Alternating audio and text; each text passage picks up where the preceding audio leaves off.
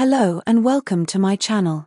In this video we will be looking at AQA Alevel Psychology 2019 Paper 1 Exemplar Answers for Psychopathology, which you need to know for AQA Alevel Psychology. I hope you enjoy this video and find it helpful. Let's get started.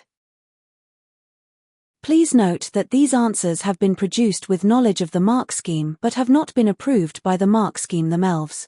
There are 3 assessment objectives, AOs, in psychology. In this video they are color-coded. AO1 Knowledge, purple. AO2 Application, blue. AO3 Evaluation, red and green. Question 1. Outline 2 behavioral characteristics of depression. 4 marks. 1 behavioral characteristic of depression is change in activity levels. Activity levels can be reduced, increasing lethargy and fatigue, which causes an individual to withdraw from activities such as work, education, and social life, and in extreme cases causes the inability to get out of bed and neglect to personal hygiene, less washing, wearing clean clothes. Activity levels can be increased, known as psychomotor agitation, which causes individuals to struggle to relax. Behaviors shown include individuals pacing up and down their room. A second behavioral characteristic of depression is disruption to sleep. Sleep may be reduced, insomnia, e.g. prematurely waking up, or sleep may be increased, hypersomnia, e.g. oversleeping. Agoraphobia is an extreme fear of open or public spaces. It affects less than 1% of adults in the UK. In many cases, people with agoraphobia are unable to leave their homes and may not even be able to look outside, perceiving threats everywhere. The condition is very stressful for the individual and for their family, and may prevent sufferers from living a normal life and achieving their potential. Question 2. Referring to the description above, outline 3 definitions of abnormality. 6 marks. Statistical infrequency is defined as abnormal behavior, thinking or traits that are statistically or numerically rare, uncommon, or anomalous within a population. For example, agoraphobia affects less than 1% of adults. Deviation from social norms is defined as abnormal behavior that goes against or contravenes laws, unwritten rules, or expectations in a given society, culture, or situation. Therefore, any behavior that does not conform to accepted or expected standards is abnormal. For example, agoraphobia causes individuals to be unable to leave their home, and may prevent sufferers from living a normal life. Failure to function adequately is defined as abnormal behavior that causes personal distress or distress to others and anguish or inability to cope and deal with the demands of everyday life and living. For example, agoraphobia is described as very stressful for the individual and their family. One explanation for phobias, including agoraphobia, is the 2-process model. Question 3. Outline 1 limitation of the 2-process model. 2 marks.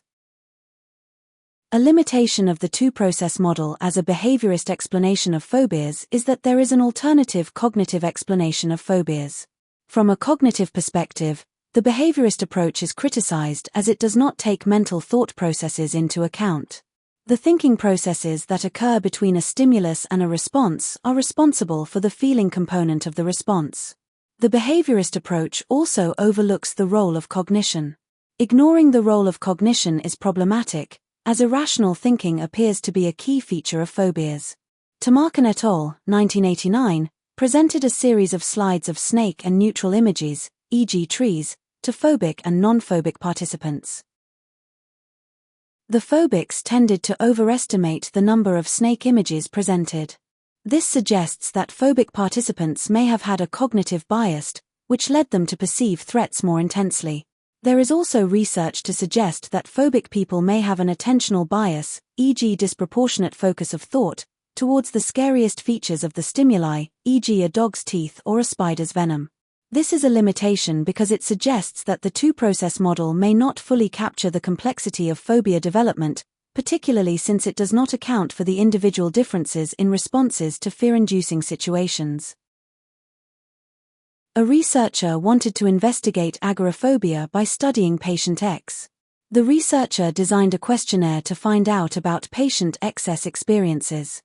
However, a colleague suggested that the researcher might do better to conduct a case study. Question 4. Explain one or more reasons why it might be better to conduct a case study than a questionnaire. 4 marks. One reason why it may be better to conduct a case study rather than a questionnaire is because they allow researchers to observe changes in behavior over time. Case studies are longitudinal, and this long-term perspective provides valuable insights into how individuals or groups evolve in response to specific interventions, experiences, or environmental factors. By tracking the same participants over an extended period, researchers can identify patterns, trends, and the effects of various influences on behavior, which may not be evident in shorter studies. Additionally, longitudinal case studies can help in understanding the development of certain conditions or behaviors, providing a deeper context that cross-sectional studies might miss. For instance, observing a person with a mental health disorder over several years can reveal how their symptoms fluctuate, how coping mechanisms are developed, and how external factors contribute to their overall well-being. Question 5. Outline and evaluate one or more neural explanations of obsessive-compulsive disorder. 8 marks. There are 2 types of neural, brain and nervous system, explanations, neurochemical and neurophysiological. The neurochemical explanation suggests that neurotransmitters, which are responsible for relaying information from one neuron to another, are linked to obsessive thoughts and compulsive behaviors. The neurotransmitter serotonin regulates mood. Low levels of serotonin in the brain have been associated with a disruption to normal transmission of mood-relevant information, as serotonin is removed too quickly before the impulse has passed and transmitted its signal, and therefore mood is affected. Additionally, the neurotransmitter, dopamine, is thought to regulate motivation and concentration. High levels of dopamine have been associated with an ability to focus. There are 4 neurophysiological explanations. One explanation suggests that hyperactivity of the basal ganglia is linked to repetitive motor function, and therefore disturbed communication in this structure might account for repetitive behaviors, compulsions. A second explanation suggests that OCD is linked to abnormality and excessive activity in the orbital frontal cortex, OFC, also called the worry circuit, which is associated with logical thinking, decision-making, impulse translation, and the regulation of primitive aspects of behavior. The caudate nucleus located in the basal ganglia is responsible for suppressing signals from the OFC, and when this is damaged or abnormal, it dysfunctions and fails to suppress minor worry signals, resulting in the primal impulses continuing even after performing the behavior, leading to obsessions and compulsions. A third explanation suggests that OCD is the result of abnormal functioning in the parahippocampal gyrus, which is linked to the regulation and processing of unpleasant emotions. Finally, a fourth explanation suggests that OCD is linked to damage to neural mechanisms due to issues with the immune system, as a result of infections and diseases such as Lyme's disease, leading to the exasperation and development of OCD. A strength of neural explanations is that there is research to support the idea that particular neurotransmitters cause OCD. Sechtman et al., 1998, found that when animals were given drugs that increased dopamine levels, their behaviors resembled that of obsessive behaviors found in people with OCD. This suggests that high levels of dopamine cause OCD. Piggott et al., 1990, found antidepressant drugs which increase serotonin activity have been found to reduce obsessive tendencies and symptoms in patients. Other types of antidepressants which do not increase serotonin activity have been found to be ineffective. This suggests that low levels of serotonin cause OCD. This is a strength because it suggests that there is empirical evidence linking neurotransmitter levels to the development and treatment of OCD. The findings from studies like those of Sechtman et al. And Piggott et al. Provide a biological basis for understanding OCD, indicating that targeting these neurotransmitters through medication could be an effective treatment strategy. This supports the idea that biological factors play a significant role in the disorder, which can lead to more targeted and potentially successful therapeutic approaches. A limitation of neural explanations of OCD is that studies supporting abnormal brain functioning have not been replicated. Aylward et al., 1996, conducted a meta-analysis that included 9 studies published between 1989 and 1995. These authors did not find empirical support for metabolic or perfusion dysfunction in the caudate in OCD across studies that used PET or SPECT. This is a limitation because it suggests that the evidence for neural explanations of OCD may not be robust or conclusive.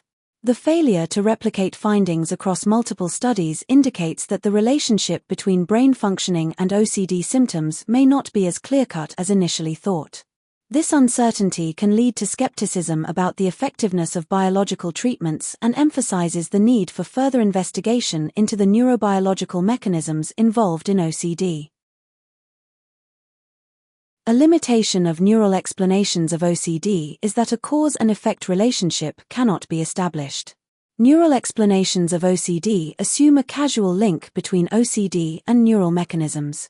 Neurochemical imbalances and structural abnormalities in the brain may be a symptom OCD rather than the cause. For example, high dopamine levels or low serotonin levels may be the effects of having OCD rather than the cause itself.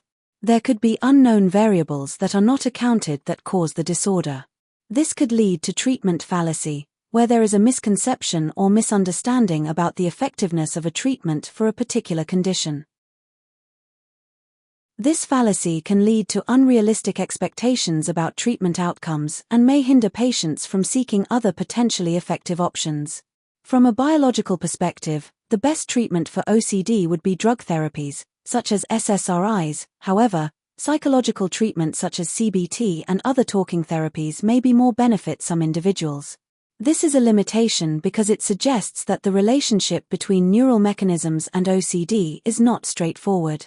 It implies that focusing solely on biological treatments may overlook other important factors contributing to the disorder, such as psychological and environmental influences. This narrow perspective can lead to ineffective treatment strategies and prevent individuals from exploring a more comprehensive approach that includes both biological and psychological interventions. Thank you for watching. If you have enjoyed this video, please like and subscribe for more content like this. Bye.